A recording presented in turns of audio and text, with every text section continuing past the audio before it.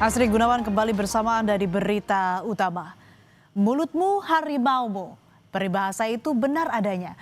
Di tengah kesulitan ekonomi hingga kenaikan pajak secara ugal-ugalan yang membebani rakyat, pejabat justru asbun alias asal bunyi dan mengeluarkan tindakan yang tidak simpatik. Gaya komunikasi pejabat yang tidak tepat menuai kecaman dari masyarakat. Mulai dari melontarkan perkataan yang kurang elok hingga perilaku yang empati memancing kemarahan rakyat. Padahal digaji dari pajak rakyat. Tapi kok malah membebani dan mengolok-olok rakyat? Akhirnya saudara, masyarakat turun ke jalan berunjuk rasa menyampaikan keresahan mereka secara masif di sejumlah daerah di Indonesia.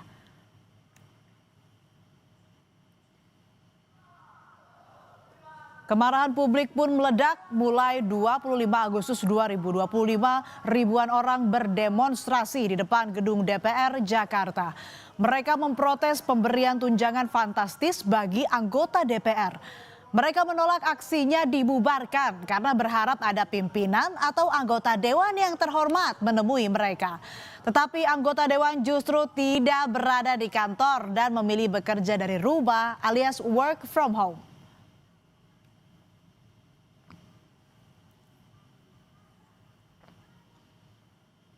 Tak puas karena aspirasinya belum didengar oleh DPR, aksi unjuk rasa terus berlanjut berhari-hari. Pendemo terus menyuarakan tuntutan mereka dipenuhi oleh DPR. Aksi ini bahkan dilakukan sampai malam hari.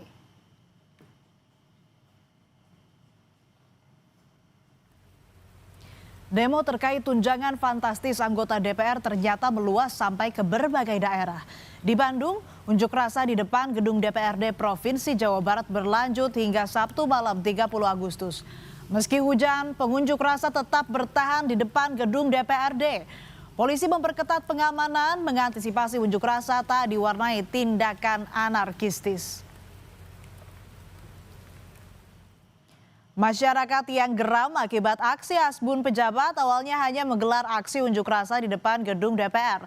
Namun ternyata amarah warga terhadap pejabat yang asal bunyi dan dinilai tak simpatik pada rakyat berbuntut perusakan hingga penjarahan rumah sejumlah anggota dewan. Yang menjadi sorotan utama masyarakat adalah Ahmad Sahroni. Sampai-sampai rumah milik anggota DPR RI Ahmad Sahroni di Tanjung Priok, Jakarta Utara didatangi massa. Warga yang awalnya hanya berkumpul di depan rumah kemudian memaksa masuk. Massa kemudian merusak mobil dan mengambil sejumlah barang yang berada di rumah politisi Partai Nasdem ini.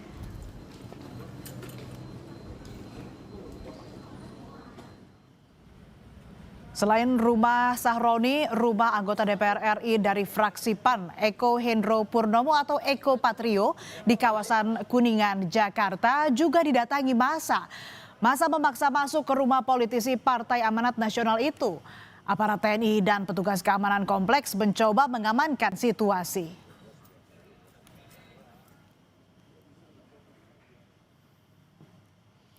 Rumah Uya Kuya di Durensawit, Jakarta Timur porak-poranda akibat didatangi massa.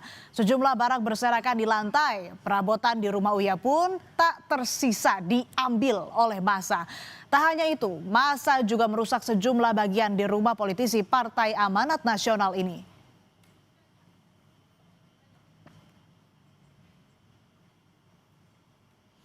Aksi unjuk rasa mengkritik tunjangan fantastis DPR semakin tak terkendali dan berujung anarkistis. Aksi yang awalnya hanya di depan gedung DPR kini justru sampai merusak fasilitas umum dan merusak rumah pribadi anggota DPR. Presiden Prabowo Subianto memerintahkan Kapolri Jenderal Listio Sigit Prabowo dan Panglima TNI Jenderal Agus Subianto mengambil langkah tegas terhadap aksi unjuk rasa yang melakukan perusakan. Kepada pihak kepolisian dan TNI, saya perintahkan untuk mengambil tindakan yang setegas-tegasnya terhadap segala macam bentuk pengerusakan fasilitas umum, penjarahan terhadap rumah individu ataupun tempat-tempat umum atau sentra-sentra ekonomi. Selain tunjangan fantastis anggota DPR, kata-kata kurang elok membuat masyarakat marah. Ahmad Sahroni menggunakan ungkapan yang merendahkan saat menjawab kritik. Selain Sahroni, Nafa Urbah juga menyampaikan pernyataan kontroversial saat menanggapi tunjangan rumah sebesar 50 juta rupiah. Saat itu Nafa menyebut jika dirinya kerap terjebak macet dalam perjalanan dari Bintaro ke Senayan.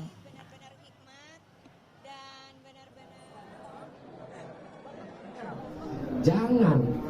Memang yang ngomong itu rata-rata orang yang nggak pernah jadi duduk di DPR. Cuman mental bilang bubarin DPR, itulah orang sedunia. Banyak sekali anggota dewan yang dari luar kota. Maka dari itu banyak sekali anggota dewan yang kontrak di dekat Senayan supaya memudahkan mereka untuk ke DPR, ke kantor. Saya aja yang tinggalnya di Bintaro, itu macetnya tuh luar biasa.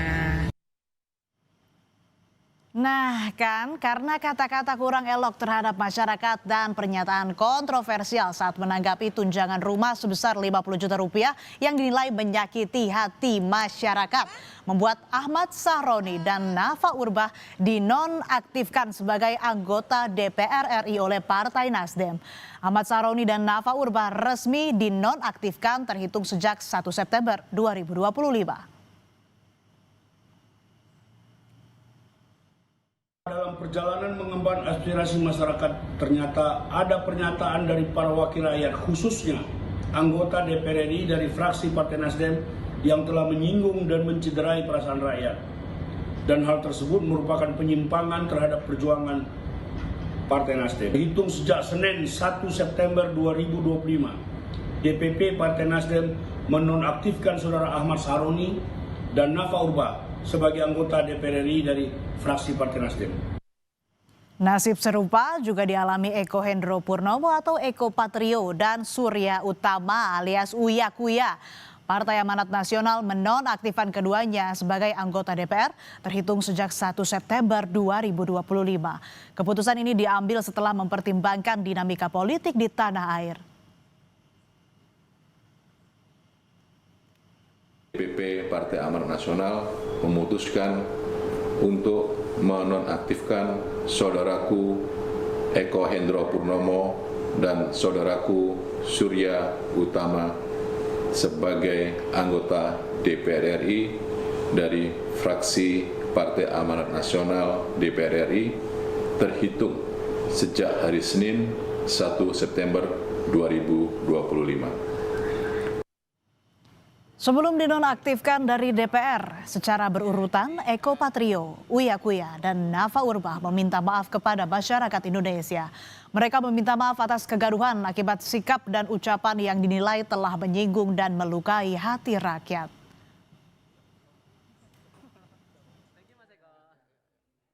Menyampaikan permohonan maaf yang sedalam-dalamnya kepada masyarakat atas keresahan yang timbul.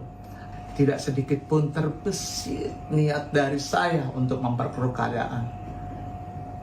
Tentunya ke depan saya akan lebih berhati-hati dalam bersikap. Saya minta maaf sedalam-dalamnya sekali lagi dari hati saya yang paling dalam. Mudah-mudahan ke depannya ini menjadi introspeksi yang sangat berarti buat saya. Meminta maaf yang sebesar-besarnya atas setiap perkataan yang keluar dari mulut saya yang menyakiti hati masyarakat Indonesia. Ternyata tak hanya Sahroni, Nafa Urbah, Uya Kuya, dan Eko Patrio saja yang dinonaktifkan partainya.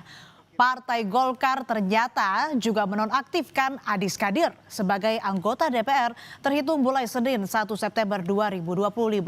Keputusan ini diambil menyusul pernyataan Adis Kadir soal tunjangan fantastis DPR yang dinilai tidak peka dan memantik amarah rakyat.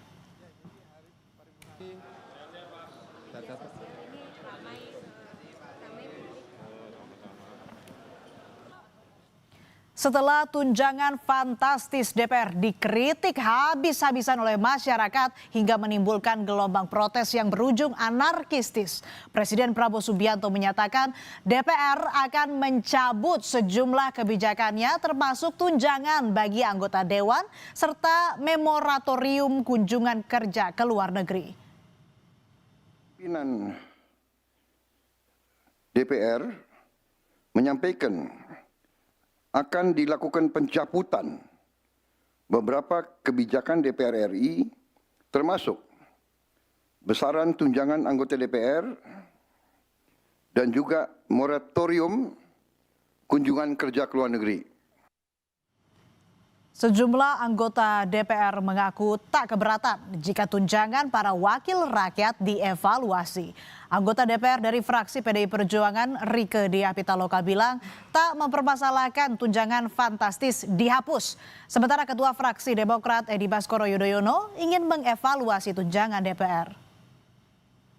Yang rumah itu akhirnya udah nggak ada ya. Stop Di Oktober 2025 teh. Iya, ini baru di Agustus teh. Ya karena penganggaran itu setahun. Istilah udah menurut saya udahlah mau dihapus dari hari ini juga kalau buat saya nggak masalah. Tapi please mari kita suarakan untuk segera benahin data dasar. Saya mengusulkan juga yang penting. Dan aspirasi? Ya data dasar semua. Kalau ada data dasar nanti bisa dihitung dengan problematika rakyat yang kita miliki di daerah pemilihan kita, betulkah perlu ada anggaran sebesar itu? Betul, kami setuju, kami sepakat bahwa segala sesuatu yang berkaitan dengan keuangan negara harus benar-benar digunakan untuk kepentingan rakyat. Tapi sebagai pimpinan MPR, pimpinan fraksi, tentunya saya ingin melakukan evaluasi lah ya atas dasar apa yang diinginkan masyarakat. Ekonom sekaligus guru besar ilmu ekonomi UI Renal Kasali menyebut untuk menyelesaikan konflik ini pemerintah harus menyelesaikan sampai ke akar-akarnya. Tidak hanya memberi sanksi pejabat yang ngomong sembarangan tapi juga persoalan yang lebih mendasar yaitu ketidakadilan yang dirasakan oleh rakyat harus dihapuskan. Pemerintah harus berani mengevaluasi kebijakan yang menyebabkan rakyat menderita.